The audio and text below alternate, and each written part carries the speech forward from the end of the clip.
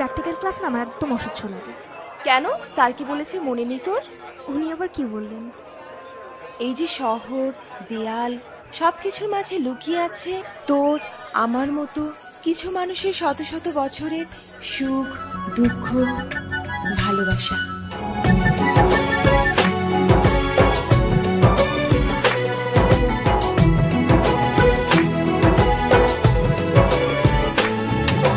তোমাকে খুঁজে পাই ওই নীল আকাশে, পাই যে খুঁজে ওই মিষ্টি বাতাসে।